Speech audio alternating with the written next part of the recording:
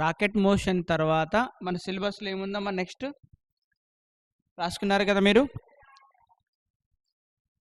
Rocket motion తర్వాత మన సిలబస్లో ఉన్న టాపిక్ ఏంటి? అదే మల్టీ స్టేజ్ రాకెట్ గురించి కూడా నేను డిస్కస్ చేశాం కదా. రాకెట్ ఈక్వేషన్ మల్టీ స్టేజ్ ఎందుకు వాడతారని కూడా నిన్న లాస్ట్ క్లాస్లో మనం డిస్కస్ చేసుకున్నాం. So without gravitational field, with gravitational field ఇది మల్టీ స్టేజ్ రాకెట్ అండి. Then nothing mathematics here. అంత మనకు మ్యాథమెటిక్స్ మన వల్ల కాదు, ఇప్పుడు హైయర్ స్టడీస్లో మనకు వస్తుంది ఇది.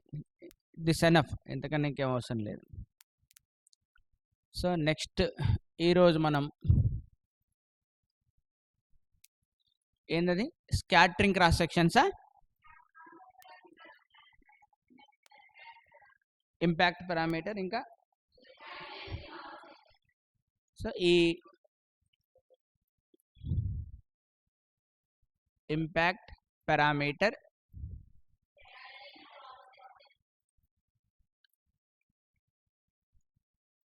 స్కాటరింగ్ క్రాస్ సెక్షన్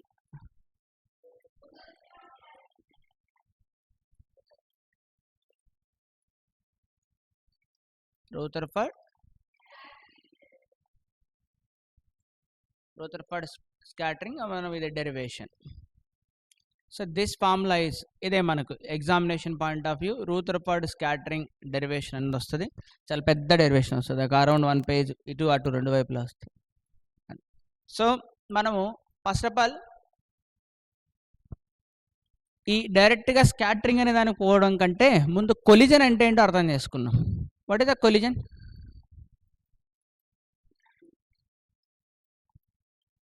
అంటే జనరల్గా కొలిజన్ అనేది వెరీ ఫెమిలియర్ వర్డ్. తెలుగులో మనం ఏం చెప్తుంటాం? గుద్దుకోవడం. అంటే ఒక ఆబ్జెక్ట్ ఇంకో ఆబ్జెక్ట్ని టచ్ చేయడం. సో బాగా మన అందరికి తెలిసిన ఎగ్జాంపుల్ ఏం చేస్తుంటాం? బాల్ను ఉంది కదా, బంతి బాల్. సో గోడ వైపు విసురుతుంటాం. వాల్కి విసిరినప్పుడు ఏమవుతుంటుంది? అది మళ్ళీ రిఫ్లెక్ట్ అయ్యి మళ్ళీ బ్యాక్ వస్తుంటుంది. సో ఏదైనా మనం ఒక ఆబ్జెక్ట్ని పట్టుకుంటాం, డస్టర్నో చాక్ పీస్నో, అది కింద పడిపోతుంది. పడుతుందా పడదా? ఆబ్జెక్ట్ జనరల్గా కింద పడుతుంటాయి. యాపిల్లే కింద పడింది అనుకున్నాం. సర్ఫేస్ ఆఫ్ అర్త్ తోటి అది ఏం చేస్తుంది? కొలిజన్ జరుగుతుందా? అంతే కదా. మీరు ఇంటర్మీడియట్లో బాగా తెలిసిన కొలిజన్స్ బాగా నేర్చుకుంటారు. Elastic collisions, inelastic collisions.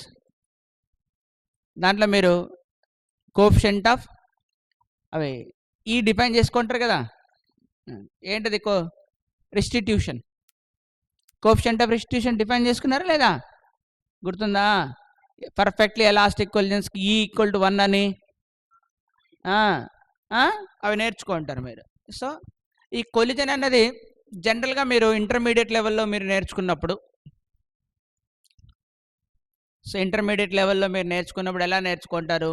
Let's say there are one object, ball అనుకుందాం, మీకు అందరికి తెలిసింది. సో ఇది wall.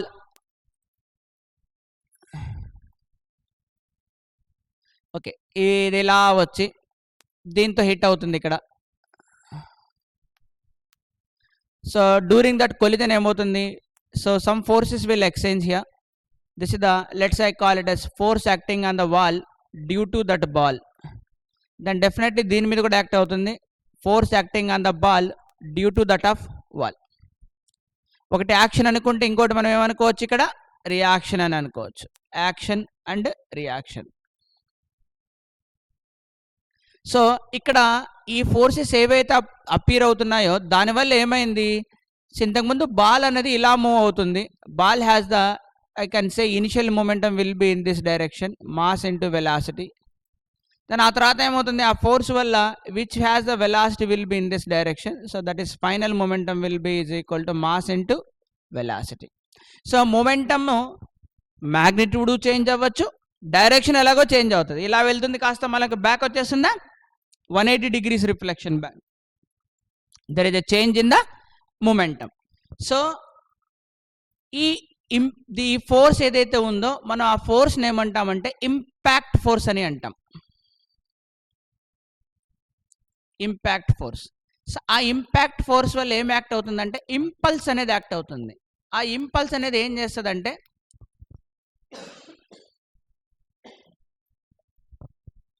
this impulse will change the momentum. So అందుకని మనం డిఫైన్ చేసేటప్పుడు కూడా impulse is equal to change in momentum.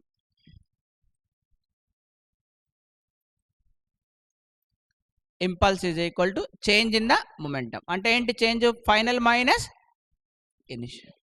So according to Newton second law this must be is equal to what ever the force is acting. So initial time నుంచి final time. అంతేనా మనం రాసేది అక్కడ? So ఇక్కడ మీరు అర్థం చేసుకోవడానికి దాదాపుగా ఇవి సరిపోతాయి. What is the impulse force here? So impulse force is the one which changes the momentum. అంతేనా? సో మళ్ళీ ఆ తర్వాత మీరు కొలిజన్లో లీనియర్ మొమెంటం కన్జర్వ్ అవుతుందని నేర్చుకుంటారు. ఆ తర్వాత కొన్ని ప్రాబ్లమ్స్ ఏవో చేస్తుంటారు. ఇప్పుడు నేను కొలిజన్ అనకుండా ఇంకొక వర్డ్ డిఫైన్ చేస్తాను, స్కాటరింగ్ అని. ఇక్కడ మీరు మోస్ట్లీ ద ప్రాబ్లమ్స్ ఇక్కడికి ఆపేసింటారు. Scattering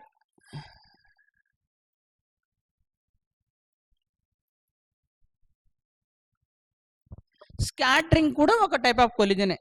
you can call it as a type of కొలిజనే. కానీ ఇక్కడ ఏంటంటే ఆబ్జెక్ట్కి ఆబ్జెక్ట్కి మధ్య ఫిజికల్ కాంటాక్టే ఉండాలి అని రూల్ ఏం లేదు. ఒక బాల్ని తీసుకొని వాల్ వైపు మనకు విసిరినప్పుడు ఆ రెండింటి మధ్య ఫోర్స్ అనేది ఎగ్జిస్ట్ అవుతుంది. ఆ ఫోర్స్ అనేది కాంటాక్ట్ ఫోర్స్. ఆ ఫోర్స్ వల్ల ఏమవుతుంది? బాల్ అనేది మళ్ళీ రిటర్న్ బ్యాక్ వచ్చేస్తుంది. అంతేనా? మామూలు మీరు చిన్నప్పుడు గోళీలాట ఆడుకుంటారు. గోళీలాటలో కూడా ఒక గోళీ అక్కడ రెస్ట్లో ఉంటుంది, ఇంకొక గోళీని మీరు కొడుతుంటారు. అక్కడ కూడా ఏమవుతుంది?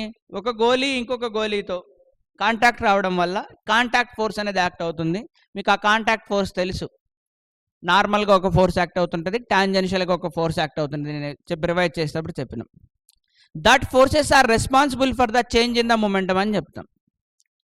ఇప్పుడు ఇమాజిన్ దట్ గోలీకి ఇంకొక గోలీకి మధ్య, ఒక ఆబ్జెక్ట్కి ఇంకొక ఆబ్జెక్ట్కి మధ్య నాన్ కాంటాక్ట్ ఫోర్స్ యాక్ట్ అవుతుంది అనుకుందాం. ఫర్ ఎగ్జాంపుల్ ఒక చార్జ్డ్ స్పియర్ తీసుకుందాం, పాజిటివ్లీ చార్జ్డ్ స్పియరే అనుకుందాం. ఇంకొకటి పాజిటివ్లీ చార్జ్డ్ స్పియరే అనుకుందాం. ఒక పాజిటివ్లీ చార్జ్డ్ స్పియర్ని ఒక దగ్గర ఫిక్స్ చేసి ఉన్నాం, స్క్రూలు తీసుకొని ఫిట్ చేసినాం అనుకుందాం. ఇప్పుడు ఇంకొక పాజిటివ్ ఛార్జ్ని దానివైపు విసిరితే అది డైరెక్ట్గా హిట్ అవుతుందా? అవ్వదు. ఎందుకు అవ్వదు? అది కూడా పాజిటివే, వస్తుంది కూడా పాజిటివే. ఏం చేస్తుంది? పాజిటివ్ అన్నది రిపెల్ అవుతాయి. అంటే ఇక్కడ ఫిజికల్ కాంటాక్ట్ లేకపోయినా సరే ఫోర్స్ అనేది యాక్ట్ అవుతుందా లేదా? యాక్ట్ అవుతుంది కదా. సో మరి ఆ యాక్ట్ అవ్వడం వల్ల ఏమవుతుంది? There is a change in momentum వస్తుందా రాదా? డెఫినెట్గా చేంజ్ ఇన్ మొమెంటం అనేది వస్తుంది. ఎలా వస్తుంది? ఇప్పుడు నేనేమంటున్నా, ఇక్కడ నేను there is a positive charge ఉంది అనుకుంటున్నా. There is a positive charge capital Q which is rigidly fixed.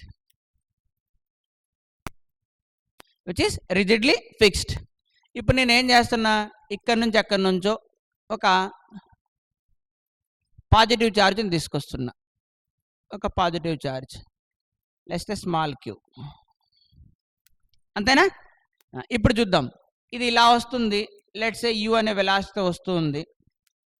వస్తున్నప్పుడు ఇది ఏమవుతుంది? ఇది పాజిటివ్ ఛార్జ్, ఇది పాజిటివ్ ఛార్జ్, కాబట్టి వాటి మధ్య ఫోర్స్ అనేది వస్తుందా? సో ఆ ఫోర్స్ ఉండడం వల్ల ఈ స్మాల్ క్యూ యొక్క స్పీడ్ అనేది ఇంక్రీజ్ అవుతుంటుందా, డిక్రీజ్ అవుతుంటుందా? ఇంక్రీజ్ ఎట్లా అవుతుంది నాన్న? నేను ఇలా ఆల్రెడీ ఇట్లా ప్రొజెక్ట్ చేశా కదా. ఇంక్రీజ్ కాదు కదా, డిక్రీజ్ అవుతుంది కదా. చాలా డిక్రీజ్ అయ్యి ఇక్కడ ఎక్కడికో వచ్చిన తర్వాత ఏమైపోతుంది? ఆల్మోస్ట్ దాని వెలాసిటీ ఏమైపోతుంది అప్పుడు? 0. So it has the velocity will become 0. Maybe ఇనిషియల్గా ఇక్కడ ఎక్కడో ఉంది అనుకుందాం, at a distance of r1. ఫైనల్గా it is at a distance of r2 అనుకుందాం. ఇక్కడికి వచ్చింది. లేదా నేను r1 r2 కాకుండా సమ్ d1 d2లో ఏదో అంట సంథింగ్.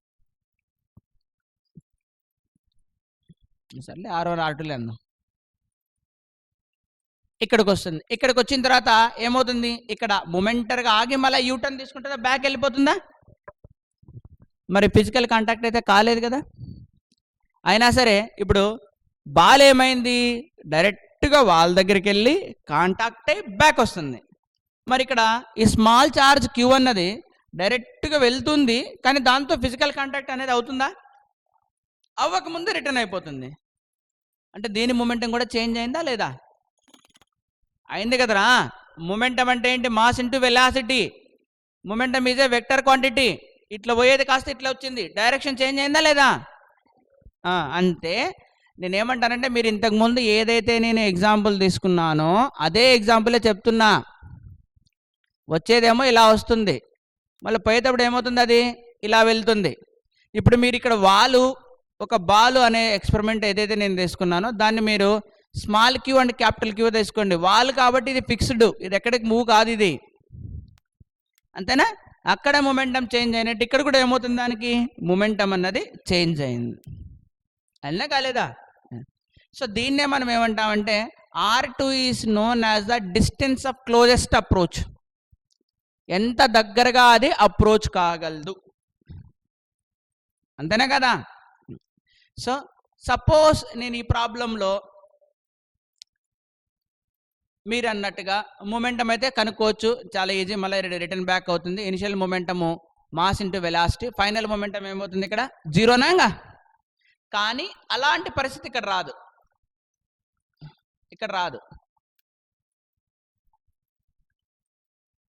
రాదు అనుకోకూడదు, వస్తుంది కూడా. ఎందుకంటే ఇక్కడ ఏం జరుగుతుంది? బాగా ఒక high resolution plus slow motion video అని ఈ మధ్య మొబైల్లో వచ్చినాయి. What is the meaning of slow motion video అంటే, సపోజ్ నీకు ఒక చంపదెబ్బ కొట్టాను అనుకో, అది ఒక సెకండ్లో జరిగిపోయి ఉంటుంది. ఆ చంపదెబ్బ కూడా నిదానంగా ఇలా పోయి తగిలి మళ్ళీ ఇలా సినిమాలో చూపిస్తుంటారు కదా, హీరో ఒక పెద్ద స్టిక్ తీసుకొని పెద్ద రాడ్ తీసుకొని ఇట్లా హీరోయిన్ కొట్టినాడు అనుకో, కొట్టేటప్పుడు నిదానంగా చూపిస్తారు, అలా ఇట్లా చూపిస్తారా? చూపిరా? అలా స్లో కెమెరాతో చూద్దాం. అలా స్లో కెమెరాతో చూసినప్పుడు ఇక్కడ ఏం జరుగుతుంది చూద్దాం. ఇక్కడ ఏం జరుగుతుంది? బాల్ అన్నది ఒకవేళ 10 మీటర్ పర్ సెకండ్ స్పీడ్తో వస్తుంది అనుకుందాం.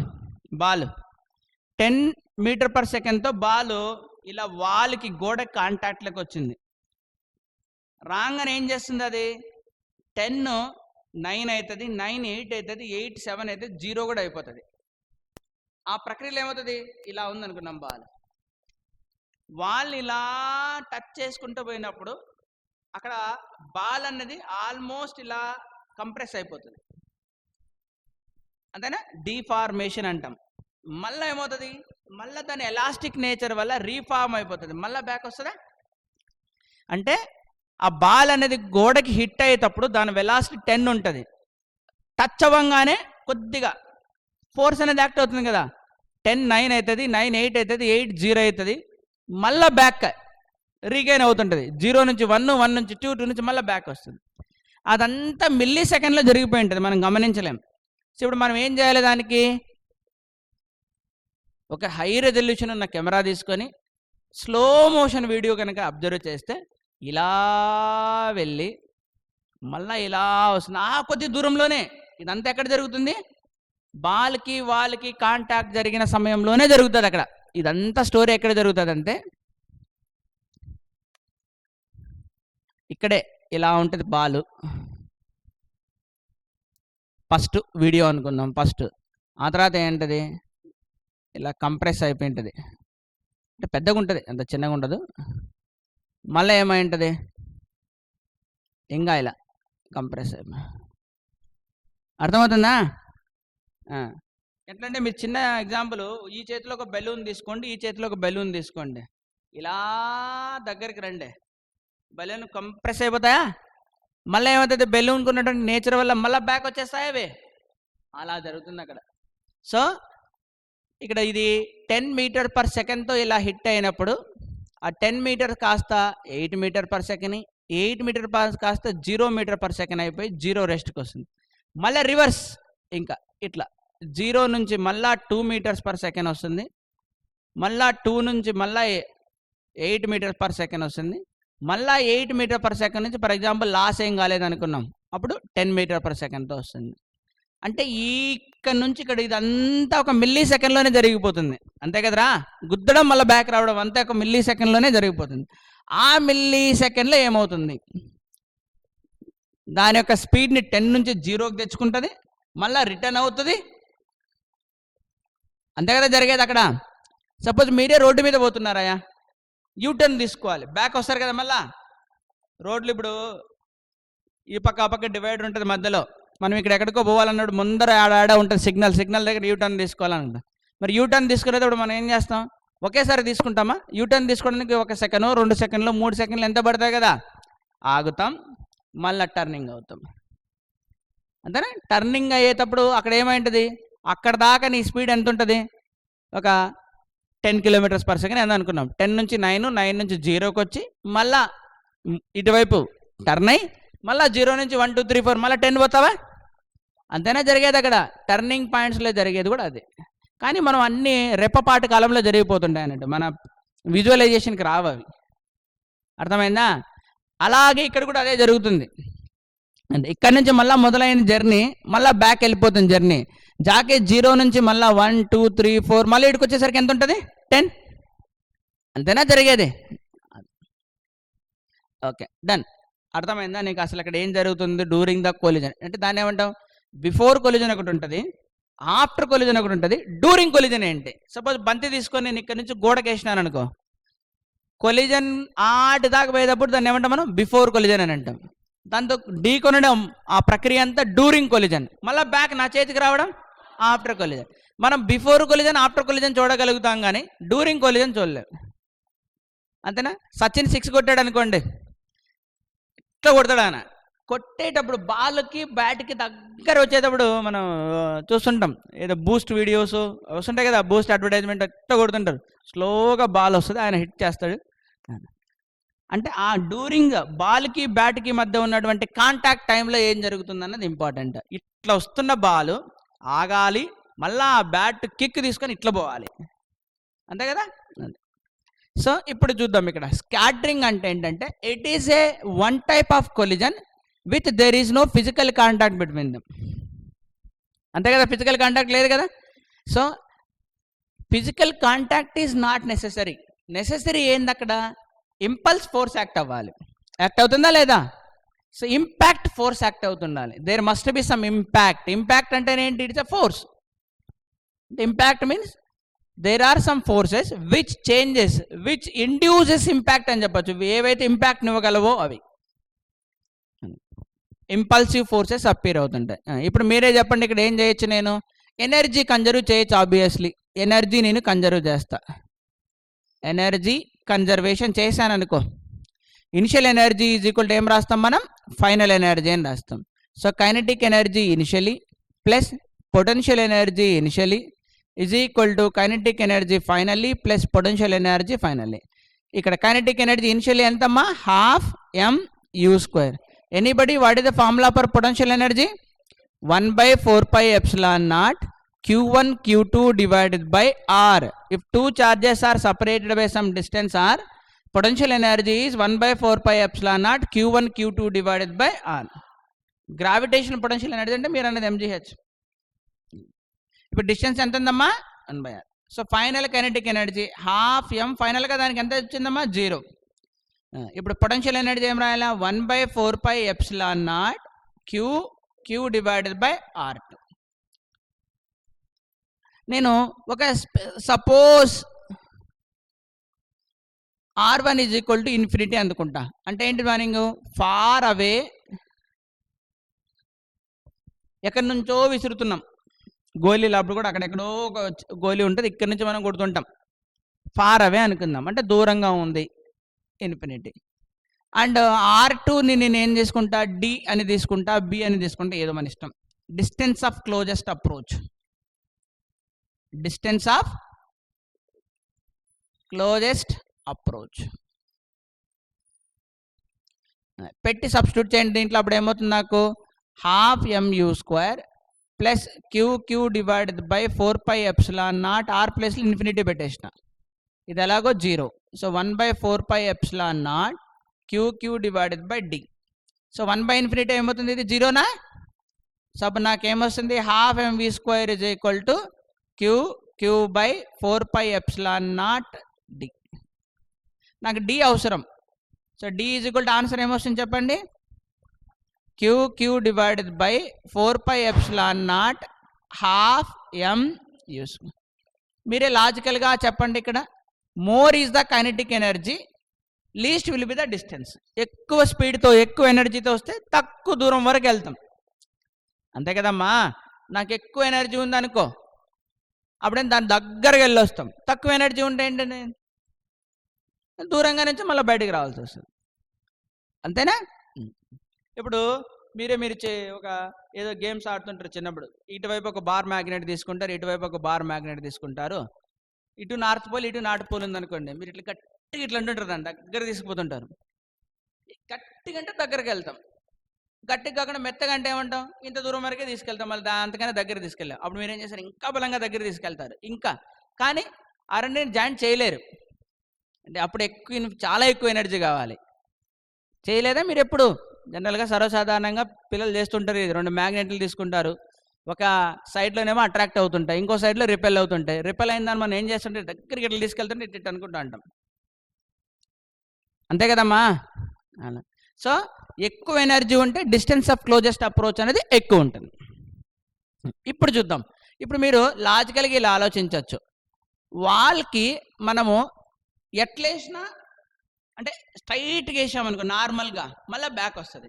అలా కూడా కొద్దిగా యాంగిల్ తీస్తే మళ్ళీ ఇంకొక యాంగిల్తో అది బయటకు వస్తుంది. అంటే ఇది ఒక కేస్ స్టడీలో ఇది ఒక కేస్ 1 అనుకుందాం.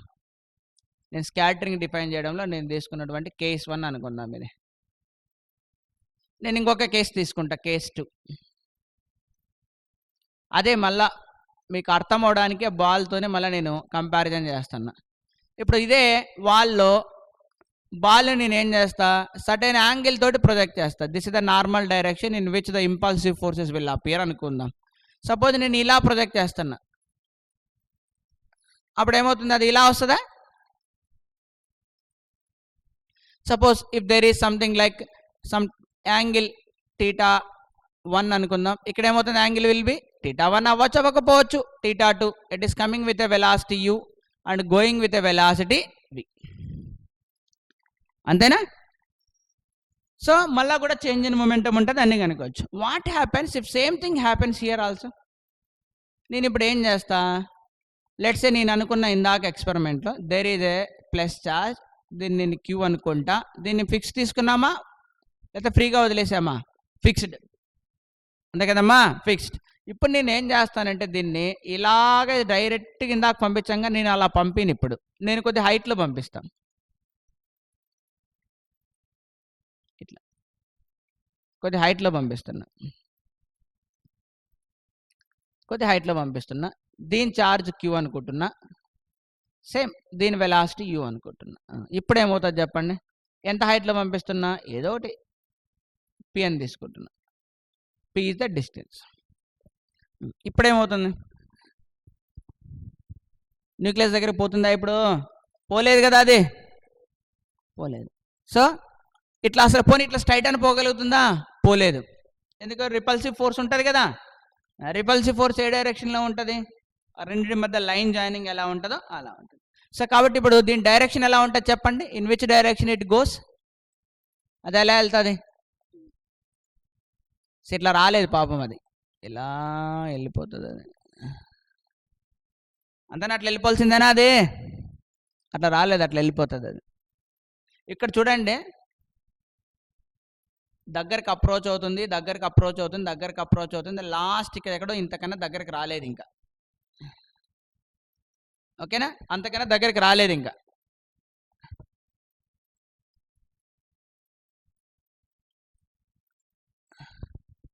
ఇక్కడ చూడండి, ఇంతకన్నా దగ్గరికి రాలేదు. ఇప్పుడు ఇక్కడ గమనిస్తే కనుక మనకు వెలాసిటీ ఈ డైరెక్షన్లో ఒక వెలాసిటీ ఉంది, ఈ డైరెక్షన్లో ఒక వెలాసిటీ ఉంది, అంతేనా. ఇది దగ్గరకు తీసుకెళ్తుంది, ఇది దూరం తీసుకెళ్తుంది. సో ఇక్కడ మనం అబ్జర్వ్ చేస్తే ఈ డైరెక్షన్లో ఒక వెలాసిటీ ఉంది, ఈ డైరెక్షన్లో ఒక వెలాసిటీ ఉంది. ఇలా దగ్గరకు వస్తూ ఇది డిక్రీజ్ అవుతూ ఉంటుంది. This is the velocity. For example ఇది ఒక వెలాసిటీ అనుకుందాం, అలాంగ్ ఎక్స్ యాక్సిస్ అనుకుందాం, ఇది అలాంగ్ వై యాక్సిస్ అనుకుందాం. ఈ వై అనేది ఎప్పుడు పెరుగుతూ ఉంటుంది, అది పోతూ ఉంటుంది కాబట్టి ఈ ఎక్స్ అనేది తగ్గుతూ ఉంటుంది. దేర్ ఈజ్ సమ్ పాయింట్, నిజానికి చెప్పాలంటే రేడియల్ అనాలి, దెర్ ఈజ్ సమ్ పాయింట్, ఇది ఇంతకన్నా దగ్గరికి రాలేదు, అది ఇలా ఇంతే, ఇలా ఉంది వెలాసిటీ. అప్పుడు దిస్ ఆర్ ద వెలాసిటీ. అంటే ఇది ఒకదానికోటి ఎలా ఉన్నాయమ్మా, పర్పెండిక్యులర్గా ఉన్నాయా? సో దీన్ని నేను ఏమంటానంటే డి అంట, డిస్టెన్స్ ఆఫ్ క్లోజెస్ట్ అప్రోచ్. అంతేనా? ఇంతకన్నా దగ్గరికి రాలేదు కదా, ఇలా వస్తుంది, దగ్గరకు వచ్చి ఇంక ఇట్లా వెళ్ళిపోయింది. అంతేనా? D will be the distance of closest approach. So you can instead of V X and V Y we can call radial component and tangential component అంటే సరిపోతుంది. Radial components and tangential components అంటే దాని మీనింగ్ ఏంటంటే ఇలా ఉంది. అంటే వెలాసిటీ ఒక component along radial ఉంటుంది, ఒక కాంపోనెంట్ దీని పర్పెండిక్యులర్గా ఉంటుంది, ఒక కాంపోనెంట్ దానికి పర్పెండిక్యులర్గా ఉంటుంది.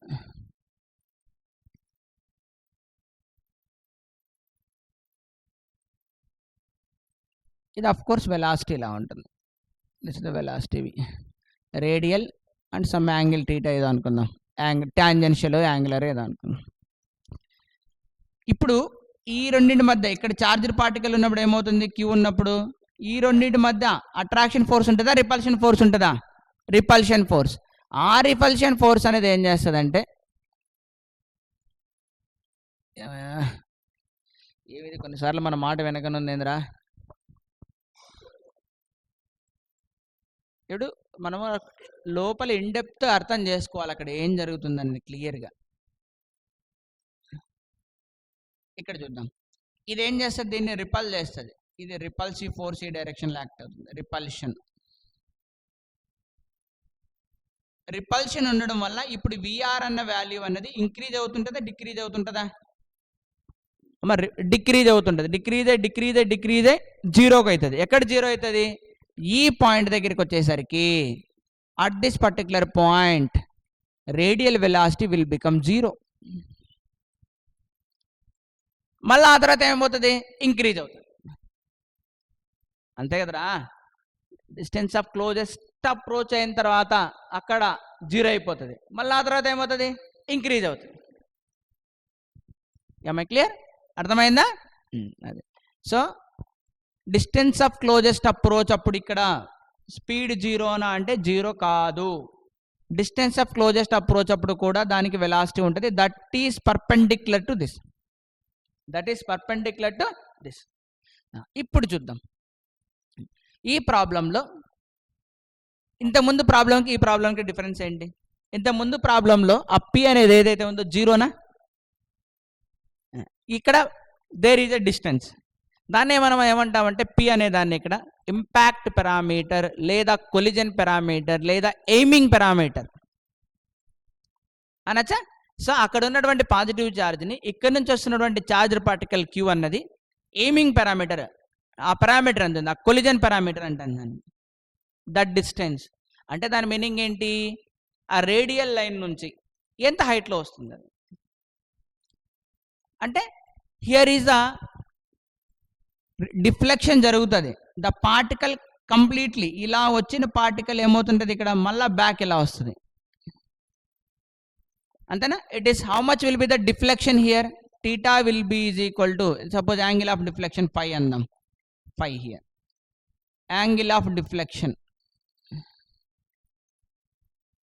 యాంగిల్ ఆఫ్ డిఫ్లెక్షన్ దీన్నే స్కాటరింగ్ యాంగిల్. ఎంత ఉందమ్మా ఇక్కడ? 180 degrees ఈ కేసులో, ఎగ్జాక్ట్లీ రిటర్న్ అయ్యే కేసులో. మరి ఇప్పుడు మీరే చెప్పండి, ఇది ఎగ్జాక్ట్లీ రిటర్న్ అవుతుందా? అవ్వట్లే. సో ఇలా వెళ్తుంది, ఇక్కడ ఇలా దీన్ని ఎయిమింగ్ పారామీటర్ ఇలా వెళ్తుంది. కానీ ఆ తర్వాత ఏమైంది, అది ఇలా వెళ్ళాల్సింది కాస్త అలా వెళ్ళకుండా ఇలా వెళ్ళింది. కాబట్టి ఇప్పుడు ఇలా వెళ్ళేటప్పుడు దీన్ని ఇట్లా తీసుకుంటే స్కాటరింగ్ యాంగిల్ ఇది అయిందా ఇప్పుడు? Do you think it is 180? కాదు కదా, it is not 180. It is not equal to 180 degrees.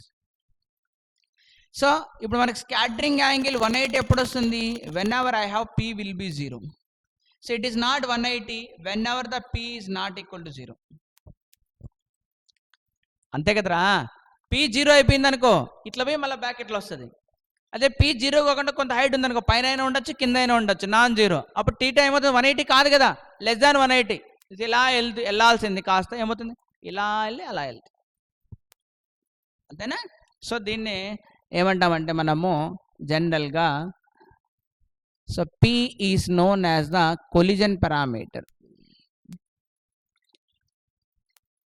Collision parameter, దీన్నే impact impact parameter or otherwise aiming distance. So మామూలుగా ఎయిమింగ్ డిస్టెన్స్, అంతేనా?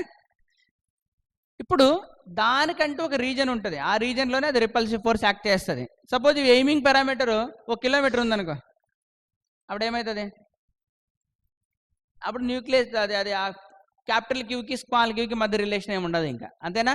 ఇప్పుడు సపోజ్ ఇక్కడ ఇది ఉందమ్మా, సంథింగ్ ప్లస్ క్యూ అనుకుందాం, దీనికంటూ ఒక రేంజ్ ఉంటుంది, అంతేనా? దీనికంటూ ఒక రేంజ్ ఉంటుంది. ఇప్పుడు ఇది line, this is the reference line, this is the angle corresponding to P0, this is the scattering angle corresponding to 180 degrees.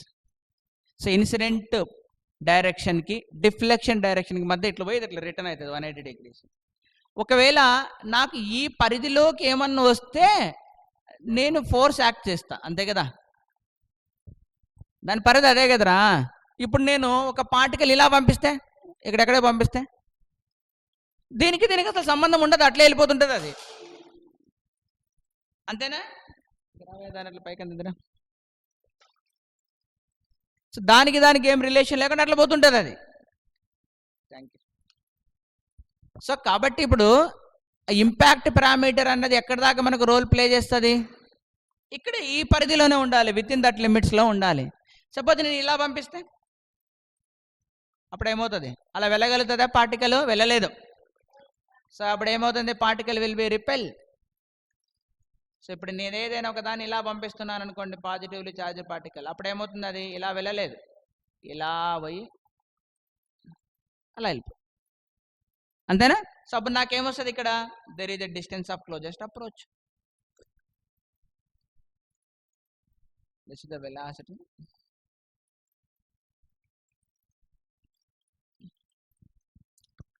అంతే కదా, distance of closest approach. So that means something like మనకు దీని యొక్క force ఎక్కడ దాకా ఉంటుంది మనకు తెలుసు. What is the field produced by discharge Q, that is field produced by discharge is 1/4πε0 Q divided by r² అయినా electric field produced by a charge. జనరల్గా చార్జ్ దగ్గర ఉన్నామనుకోండి ఎక్కువ ఫీల్డ్ స్ట్రెంత్ ఉంటుంది, కొద్ది దూరం పోతుంటే తగ్గుతుంది, ఇంకొద్ది దూరం పోతే తగ్గుతుంది, ఇంకొద్ది దూరం పోతే తగ్గుతుంది, అంతేనా? అంటే ఇప్పుడు ఐరన్ పీసెస్ ఉన్నాయి, మ్యాగ్నెట్ ఉందనుకోండి, మ్యాగ్నెట్ దగ్గర పోయినాయి అనుకోండి, ఐరన్ పీసెస్ అట్రాక్ట్ అయిపోతాయి. అదే కొద్ది దూరం పెట్టింటే లెస్ అట్రాక్షన్, ఇంకొద్ది దూరం పెడితే, సపోజ్ ఈ టేబుల్ మీద మ్యాగ్నెట్ ఉంది, ఆ టేబుల్ మీద ఐరన్ పీసెస్ ఉన్నాయి, ఏమైనా అట్రాక్ట్ అయిపోతాయి అవి? Almost neglect. అంత దూరం కూడా అవసరం లేదు, ఒక 10 centimeters ఉంటేనే అట్రాక్ట్ కావు, అంతేనా? అంటే ఇప్పుడు లాజికల్గా మీరు చెప్పండి, ఆ ఎయిమింగ్ పారామీటర్ లేదా ఈ కొలిజన్ పారామీటర్ అన్నది ఎలా ఉండాలి మనకు, విత్ ఇన్ దట్ ఫీల్డ్ రీజన్లోనే ఉండగలగాలి. That is also very important role, otherwise దానికి ఇంటరాక్షనే జరగదు, ఓకేనా? ఇప్పుడు మనం ఈ ప్రాబ్లం, ఇది కేస్ 1 అండ్ కేస్ 2. అంటే కేస్ 1 దాదాపు మీరు ఇంటర్మీడియట్లో చదివింటారు కాబట్టి మీరు అక్కడ ఎక్కడ impact parameter or collision parameter అన్నది లాజిక్కే వచ్చిండదు. ఇంపాక్ట్ అంటే ఫోర్స్, పారామీటర్ అంటే ఆ ఇంపాక్ట్ని మెజర్ చేసే పారామీటర్ అని. ఇప్పుడు ఆ ఇంపాక్ట్ని మెజర్ చేసే పారామీటర్ అంటే ఆ న్యూక్లియస్ పరిధిలోను, అదే ఆ క్యాపిటల్ క్యూ చార్జ్ యొక్క పరిధిలో నువ్వు ఉంటే కనుక there is an impact of that capital Q, దానిలో ఉండకపోతే ఉండదు, కాబట్టి ఆ పేరు ఇంపాక్ట్ పారామీటర్ అన్నారు. సో మామూలు కొలిజన్ వర్డ్ వాడావనుకో, కొలిజన్ పారామీటర్. అసలు కొలిజన్ జరగాలంటే ఎక్కడ ఉండాలి, నువ్వు దాని పరిధిలోకి వెళ్తేనే కొలిజన్ జరుగుతుంది, లేకపోతే వెళ్ళదు. నువ్వు అసలు ఆ పరిధిలోకి పోకపోతే కొలిజనే జరగదు, అందుకనే దాన్ని ఏమన్నారు, కొలిజన్ పారామీటర్ అని. Aiming parameter also plays an important role here. Suppose ఇదే ఈ రీజనే, సపోజ్ నాకు ఒక 10 యాంగ్స్ట్రామ్స్ ఉంది అనుకున్నాం, నువ్వు పార్టికల్ని ఒక 100 యాంగ్స్ట్రామ్స్ దూరంలో పంపిస్తుంటే ఏం లాభం? కాదు కదా, విత్ ఇన్ ద 10 యాంగ్స్ట్రామ్స్ రీజన్లోనే మనం పంపించాలి.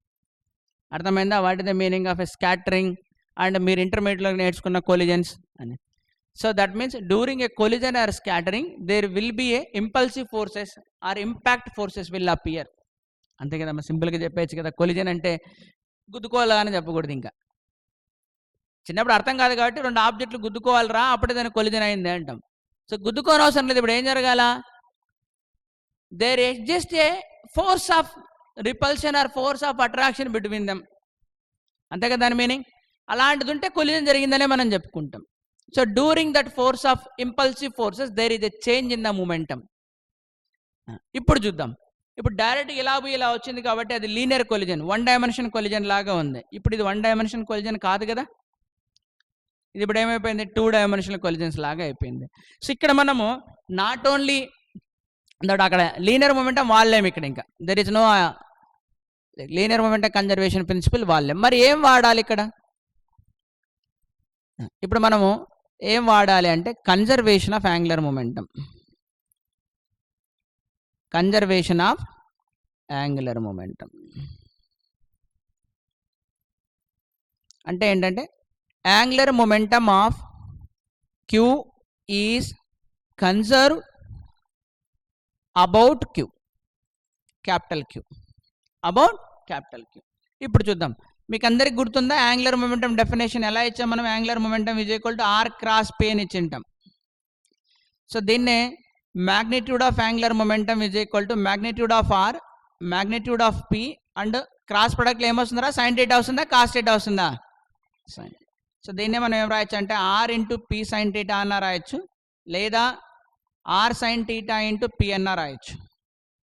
సో దీన్ని ఏమంటామంటే r into momentum which is perpendicular to r, లేదా r perpendicular to the momentum p. Perpendicular distance తీసుకుంటే మనకు సరిపోతుంది. ఇక్కడ జాగ్రత్త చూద్దాం, ఇది ఎలా అప్లై చేయాలి. That is final angular momentum will be is equal to నేనేం చేయాలా? ఇనిషియల్ యాంగులర్ మొమెంటం తీసుకోవాలా. Direction no need to worry, in both the cases direction is same, r cross p. That is normal to the plane of small queue and capital q. చూద్దాం first ఇక్కడ నుంచి చూద్దాం. ఇలా వస్తుంది charger particle. Let's say it is coming with a velocity u. అంతేనా? నాకు కావాల్సింది ఏంటి? r which is perpendicular to velocity. అంతే కదా మనకు కావాల్సింది, r which is perpendicular to velocity. ఇప్పుడు వెలాసిటీ ఇలా ఉంది. జనరల్గా r అనగానే మనం ఏం చేస్తాం? ఇక్కడ నుంచి ఇక్కడికి లైన్ జాయిన్ చేస్తాం. అంతే కదమ్మా, మనం జాయిన్ చేసేది r అనేది. కానీ నాకు ఏం కావాలి? Which is perpendicular to velocity కావాలి. సో పర్పెండిక్యులర్ టు వెలాసిటీ అంటే ఇదేనా? అంతే కదమ్మా, వెలాసిటీ పర్పెండిక్యులర్ అదే కదా. అంటే ఇప్పుడు నేనేం రాయొచ్చు? సో ఇనిషియల్ యాంగులర్ మొమెంటం అంటే r which is perpendicular to velocity, that is r perpendicular to p initially, finally కూడా r perpendicular to p. So initially r perpendicular నాకు ఏమవుతుంది? దీన్ని ఇంకా రాయండి, r perpendicular into mass into velocity. Initially r perpendicular into mass into velocity finally. అంతే కదరా, linear momentum అంటే ఏంటి? మాస్ ఇంటూ వెలాసిటీనే కదా. Since linear momentum p is equal to mass into velocity. So అప్పుడు నేను డైరెక్ట్గా దీన్ని r పర్పెండిక్యులర్ నాకు ఇంపాక్ట్ పారామీటర్ p వచ్చింది, m ఇనిషియల్ వెలాసిటీ ని u అని తీసుకున్నా. ఇప్పుడు చూద్దాం ఫైనల్గా mass m, velocity v, r పర్పెండిక్యులరే తీసుకోవాలా. ఆ పర్పెండిక్యులర్ నేను ఏం తీసుకున్నా? This is the distance of closest approach అయినా నేను తీసుకుంది. ఇక్కడ ఒకదాని కూడా పర్పెండిక్యులర్ ఉన్నాయా లేవా? Distance of closest approach mm cancel, v into d is equal to ఏమొచ్చింది నాకు? p into u. నేను ఈక్వేషన్ 1 అని అనుకుంటా. ఐ కాల్ దిస్ ఇది equation 1. Next conservation of mechanical energy.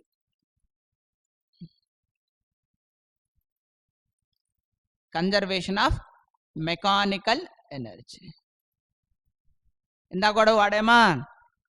180 degreesకి conservation of mechanical energy వాడామా లేదా మనం?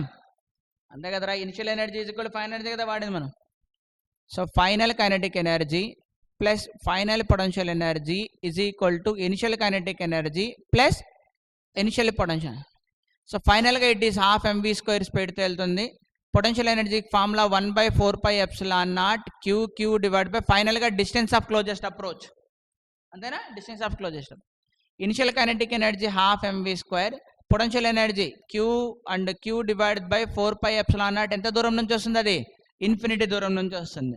సో 1/∞ ఎలాగో 0 కాబట్టి ఇదంతా ఏమవుతుంది నాకు? 0. సో దీని నుంచి నేను ఏం రాయొచ్చు? Half MV square plus Q divided by 4πε0 d is equal to నాకేమైంది? Half MV square. This is equation 2. So from equation 1 అంటూ మనం ఏం చెప్పచ్చు? ఫ్రమ్ ఈక్వేషన్ 1 అంటూ మనకు తెలియంది ఏంటి? ఫైనల్ వెలాసిటీ అంతా మనకు తెలియదు. What is the distance of closest approach మనకు తెలియదు. మనమే విసురుతున్నాం కాబట్టి మనకి ఇనిషియల్ వెలాసిటీ తెలుసు. ఆ ఎయిమింగ్ పారామీటర్ కూడా మనకు తెలుసు కదా, ఎంత దూరం నుంచి మనం విసురుతున్నామో ఆ ఎయిమింగ్ పారామీటర్ కూడా మనకు తెలుసు. So I need to calculate the distance of closest approach and the velocity at that closest approach point. ఏం చేద్దాం ఇప్పుడు? ఈక్వేషన్ 1 నుంచి ఏం రాయొచ్చు చెప్పండి మీరే? What can I right from equation 1? Capital V is equal to P/D into U. Capital B is equal to P/D into U put in equation 2. So అంతే కదమ్మా వచ్చింది. సో దీంట్లో పెడదాం అప్పుడు. ఇక నేను ఏమొస్తుంది ఇక్కడ? So P² U²/D². హాఫ్ అంతలాగా క్యాన్సిల్ చేద్దాం. ఇక్కడ 2 వెళ్ళిపోయిద్ది. ఎంతో డివైడ్ చేద్దాం. ఇక్కడ M వెళ్ళిపోయింది, ఇక్కడ M వస్తుంది. ఏమొస్తుంది నాన్న? Q/2 వెళ్ళిపోయింది, πε0 M వచ్చింది. అంతేనా? ఇప్పుడు దీన్ని ఎంత ఇటువైపు తీసుకెళ్దాం. అప్పుడు ఏమొస్తుంది నాకు? So Q/2πε0 MD is equal to ఏమొస్తుంది అప్పుడు? U² కామన్ తీస్తే 1 - P² D². దీని నుంచి నాకేమొస్తుంది? U ఏం కనుక్కోవాలనుకున్నాం మనం? D కనుక్కోవాలనుకున్నాం కదా. సో D అన్నది అటు పంపించి U² ఇటు పంపించాలి. ఇంక అంతేనా? Q/2πε0 M U² is equal to D. అంతేనా? అటుపోతే P²/D. అంతేనా? ఎక్కడమ్మా? అంతేనా? ఇంకంతే. ఇంతకన్నా ఇంకేం రాదు మనకి. అన్నీ తెలుసా ఇందులో? We know all. D ఒక్కటి తెలియదు. సో క్యూ డివైడెడ్ బై ఇంకా రాసుకోవాలంటే 2πε0 M U² is equal to something అంతే, D² - P²/D. సో ఇక్కడ నుంచి మనం ఏం చెప్పచ్చు? We all know. So from here we can calculate D. అన్నీ తెలుసు కదా మనకు. P వాల్యూ తెలుసు, P పెట్టేస్తాం. ఎయిమింగ్ పారామీటర్ ఎంతో? Capital Q, small q, 2πε0 M U² అన్నీ రాసి అంతే కదరా. దీని నుంచి సో వన్స్ ఇది వచ్చిందనుకో, D వచ్చిందనుకో, అప్పుడు ఏం చేస్తాం మనం? ఈక్వేషన్ 1లో సబ్స్టిట్యూట్ చేస్తామా? Solve for D. ఇక్కడ నీ క్వాడ్రాటిక్ ఈక్వేషన్ ఎందుకు వచ్చింది? Anybody? Why we got the quadratic equation? రేపు చెప్పండి ఎందుకు క్వాడ్రాటిక్ ఈక్వేషన్ వచ్చింది. ఎన్ని పాసిబిలిటీస్ ఉంటాయి? మనం అక్కడ అంటే ఎయిమింగ్ పారామీటర్ P అటైనా పంపించవచ్చు, లేదా కింద ఎటైనా పంపించవచ్చు. ఎన్ని పాసిబిలిటీస్ ఉంటాయి? మెనీ పాసిబిలిటీస్ ఉంటాయి. సో ఇక్కడ మనకు క్వాడ్రాటిక్ ఈక్వేషన్ లాగా వచ్చింది. అంతే కదరా, క్వాడ్రాటిక్ ఈక్వేషన్ లాగే కదా వచ్చింది. సపోజ్ ఇదంతా కాన్స్టెంటా? హాఫ్ MV² ఇదంతా కాన్స్టెంట్ అనుకుందాం. లెట్స్ సే ఇదంతా కాన్స్టెంట్, కాల్ ఇట్ సంథింగ్, ఏమన్నాం? కాన్స్టెంట్ ఏదో సంథింగ్ ఏ.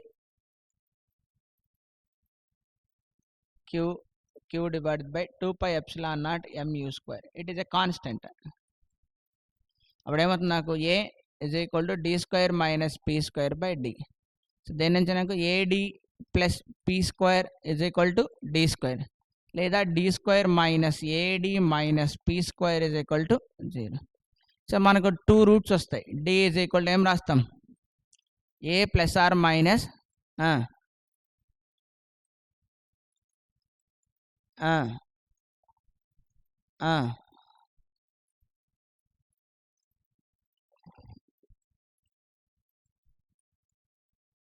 అంతేనా? ఇప్పుడు ఈ టర్మ్ అన్నది ఏ కన్నా పెద్దగా ఉంటుందా చిన్నగా ఉంటుందా? ఏ స్క్వేర్ ప్లస్ 4p స్క్వేర్ అన్నది ఆబ్వియస్గా ఇది కరెక్టే కదమ్మా. వెరీ ఇక్కడ చూద్దాం.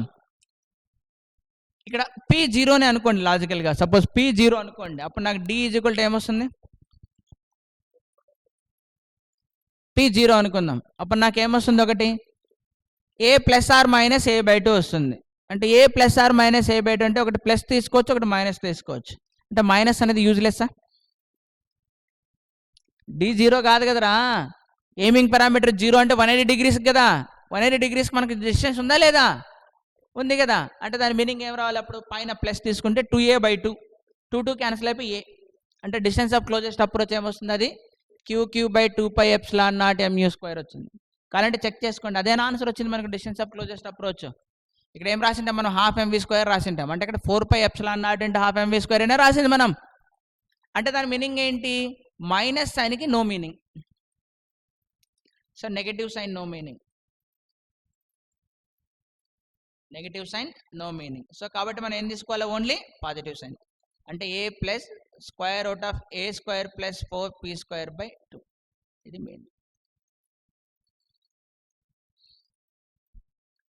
అర్థమైంది కదా. అంటే మీకు రెండు రావు, మళ్ళీ ఒకటే వస్తుంది దాంట్లో. కనుక్కున్నామా లేదా? డి వచ్చింది కదరా డి. మరి ఈ డీని తీసుకెళ్ళి ఎక్కడ పెట్టాలి మనం? Equation 1. Put in equation 1. Equation 1లో పెడితే v ఈజ్ ఈక్వల్ టు ఏమొస్తుంది? p by D into, so p u a plus square root of A square plus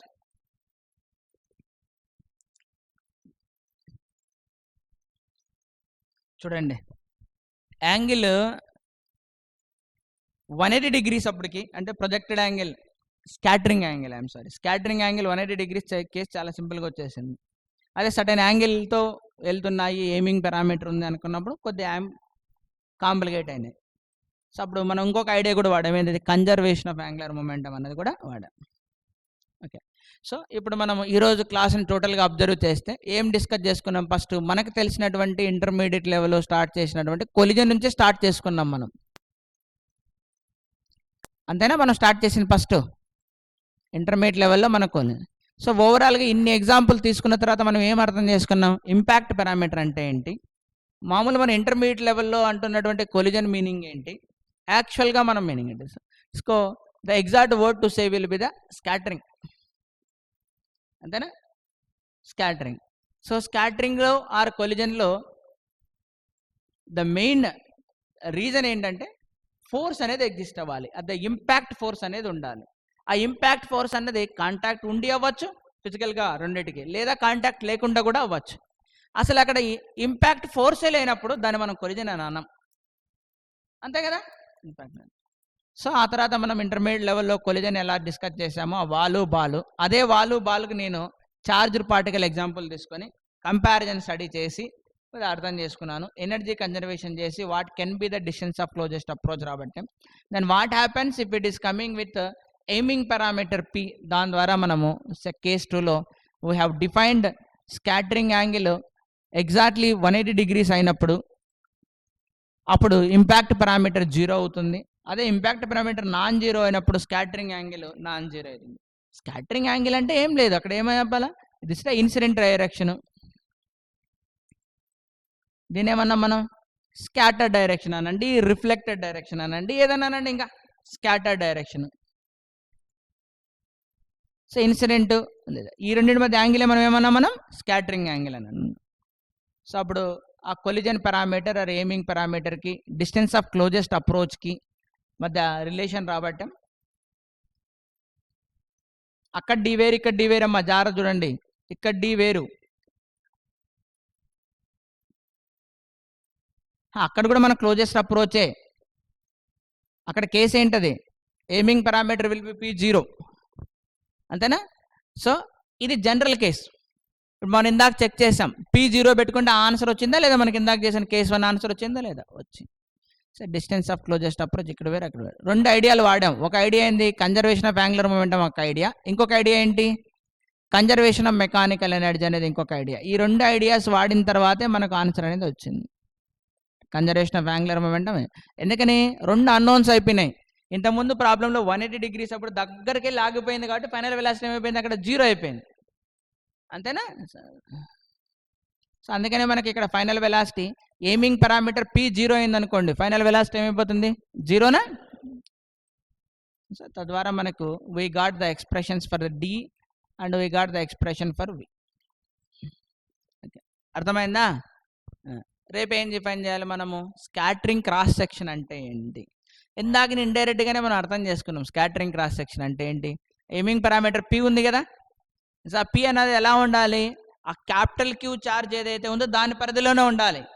అది దాటి వెళ్ళింది అనుకో అడిగారు. అంటే స్కాటరింగ్ క్రాస్ సెక్షన్ అంటే స్కాటరింగ్ లేదా కొలిజన్ జరిగే ఏరియా అని. క్రాస్ సెక్షన్ అంటే మీనింగ్ ఏంటి? ఏరియా అని. Effective area for the collision అని. Okay, that will discuss tomorrow. ఓకేనా? Okay, done. Will stop here. Thank you. వెళ్ళండి, ఇంకా మిగతా పిల్లల క్లాసులకు వెళ్ళండి.